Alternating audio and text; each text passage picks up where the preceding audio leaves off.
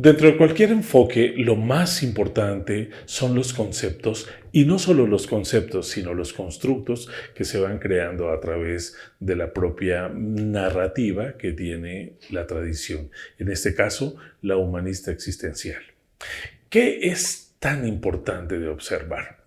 Para muchas escuelas psicológicas, el que las personas sean diagnosticados, vamos a imaginar, con una esquizofrenia, con una neurosis reactiva, con un trastorno bipolar, es muy frecuente. Sin embargo, me gustaría poder aclarar algo muy importante. ¿Qué es psicoterapia? Psique significa alma, terapia del alma. ¿Esto qué quiere decir? Que vamos a trabajar con los conceptos más sutiles. No necesitamos de poner una etiqueta psiquiátrica o neurológica. Necesitamos algo que nos ayude a visualizar al ser humano maravilloso que tenemos enfrente. Entonces, la parte de psicopatología que llevamos, en realidad utilizamos el extraordinario texto del doctor Jasper para que podamos entender qué es una psicoterapia enmarcada dentro de la filosofía humanista. A través de esto vamos a estar entendiendo el ser en el mundo, el ser en relación, el ser en situación, el ser en cambio permanente. Sin embargo, como no todos son psicólogos o no todos vienen con una formación de base, necesitamos dar algunos conceptos fundamentales para que podamos entender cuándo ese ser humano que tenemos enfrente de nosotros tiene un trastorno de fondo. Una cosa es una acción, una conducta o una reacción adaptativa, pero otra muy diferente es tener a alguien con un trastorno psicótico, con un trastorno esquizoide, con una problemática de fondo. Por eso, el estudiante debe llevar mínimamente algunos elementos para comprender cuándo podemos o no hacer un diagnóstico diferencial y para qué lo necesitamos a la luz del enfoque humanista existencial.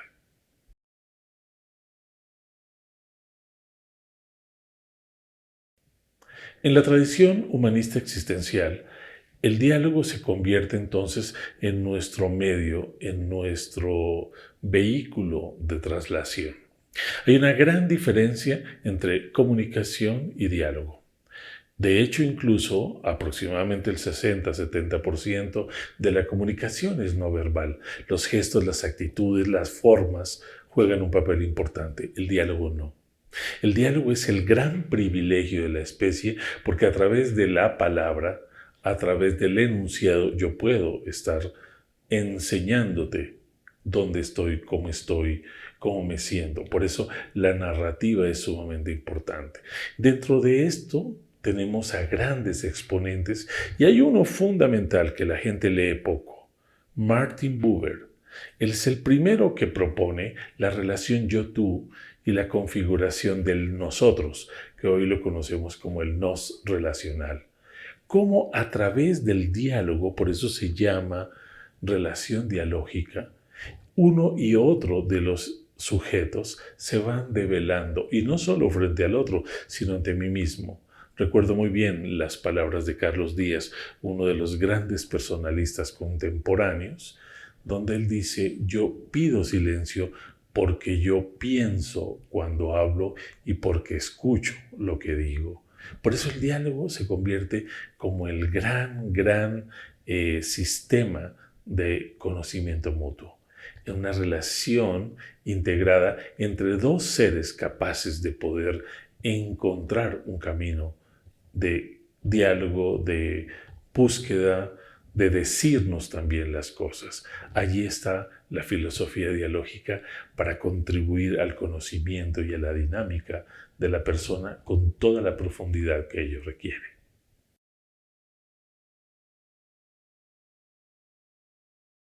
Como se pueden dar cuenta, para poder bajar de este marco teórico y luego nos vamos a constructos más estructurados, también necesitamos de algunas áreas técnicas.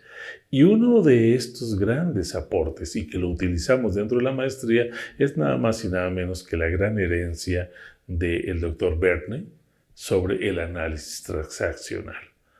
Este análisis transaccional nos permite darnos cuenta de qué está pasando con esta estructura que él habla del padre, el adulto y el niño, cómo hacemos las transacciones entre nosotros, cómo nos dirigimos al mundo, cuáles son los juegos que todos jugamos, ¿no? El del salvador, el de la víctima, el del perseguidor, porque finalmente todos estamos jugando roles todo el tiempo y cómo yo mismo me hago trampas, ¿no? Y de repente me infantilizo y de repente sufro y en ese momento aparece una parte mía que es el adulto y me dice, ¿de qué se trata? ¿A dónde estás? ¿Qué está pasando contigo? Deja de jugar al niño y conviértete en este ser maravilloso que eres. Porque muchos de los teoremas hablan del niño interior y que nos quedamos en ese niño navegante. Yo particularmente no comulgo mucho con esta teoría. Creo que la infancia nos dejó grandes bases, sabores y sinsabores. Pero la pregunta que yo haría es, en el aquí y en el ahora, ¿qué es lo que yo tengo para mí? ¿Qué es lo que quiero transformar para mí? Y a eso vas a venir a la maestría, a encontrar recursos, herramientas. Haz de cuenta que estamos en un quirófano. ¿Qué es lo que yo necesito? Y cómo esta persona es potente, tiene una gran cantidad de posibilidades. Pero si yo solamente me meto en su historia de violencia, en su historia de abandono, en su historia de profunda soledad, me voy a convertir en una parte más de sus signos y sus síntomas. Y no es por ahí. Yo necesito ayudarle a albergar esperanza, a tener tono, a saber qué quiere en la vida y para qué lo quiere.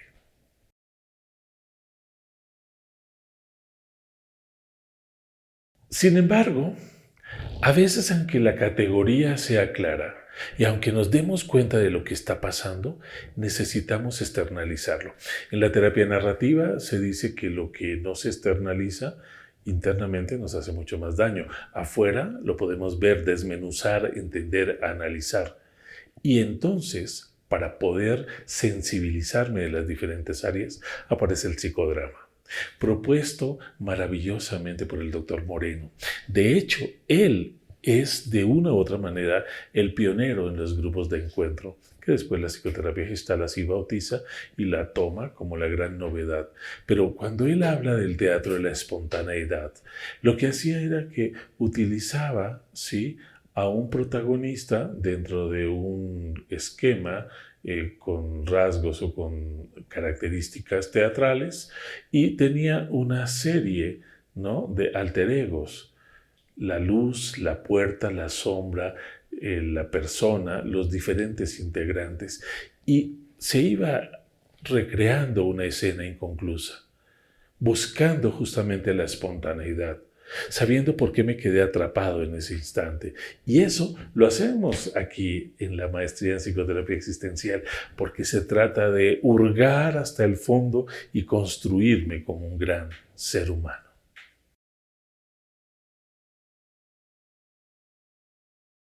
Por lo mismo, más contemporáneamente, aparece el trabajo poderosísimo del doctor Bell Hellinger.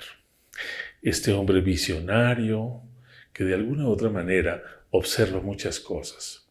Cuando él tiene sus trabajos en África, lo primero que él descubre es cómo hay una conexión en las diferentes generaciones, cómo los hijos de alguna manera dependen de la mirada de los padres y los padres de los abuelos y los abuelos de los bisabuelos o los tatarabuelos. Y entonces, ¿qué pasa?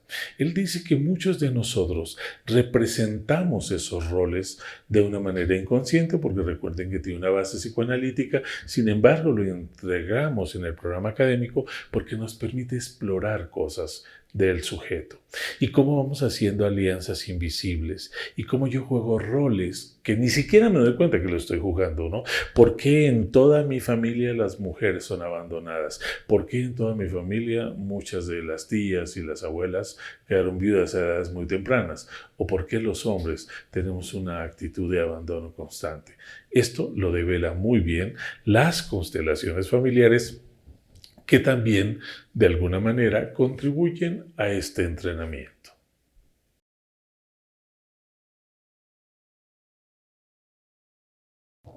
Una vez que nosotros hemos estado explorando nuestra historia personal, haciendo nuestras anotaciones de la autobiografía que son muy importantes, aprendiendo a revisar si tengo o no algunas alianzas invisibles con mis ancestros. Qué tan difícil o fácil me ha resultado integrar la imagen de mi padre, la imagen de mi madre, para poderlos honrar, trascender y tomar realmente lo que a mí me pertenece. Todo esto, obviamente, necesita de una fortaleza interna. Por eso, parte vital del entrenamiento es que el estudiante lleve psicoterapia. Porque no puedo ponerme una postura narcisista de yo todo lo tengo, yo todo lo puedo, y en el momento en el que mi consultante me regala una imagen, una figura que coincide conmigo, no sé si le voy a hablar a él o me voy a hablar a mí y me puedo estar metiendo en un lugar muy crítico. ¿Qué va a pasar? Me va a llevar a una crisis y en ese momento yo tengo que tener recursos para poder entender lo que está pasando. Por eso, una de las partes de la formación también es llevarte a la intervención en crisis, como coadyuvar cuando una persona entra en un duelo, en un momento de decisión importante, ante un divorcio, ante la pérdida de un hijo, ante la pérdida de un órgano, ante una circunstancia en donde mi hija salió de casa y nunca volvió. ¿Cómo lleno eso en mi vida? ¿Cómo le digo a mi vida que me tengo que adaptar y que pues qué mal momento en que mi hija salió por allí? Porque entonces me empiezo a despersonalizar, a visibilizar esto como si no pasara y lo más grave es que entonces me vuelvo parte del síntoma y no de la solución. Por eso la psicoterapia con este enfoque me da recursos, herramientas y me permite saber que a partir de un buen entrenamiento que dura 2 años y medio, en donde veo casos clínicos, en donde me identifico con lo que está pasando, tengo algo que ofrecer y algo que ofrecerme. Recuerden, las relaciones hacia afuera con el entorno, pero también hacia adentro. El diálogo interno y la relación conmigo mismo es una gran fortaleza para el crecimiento personal.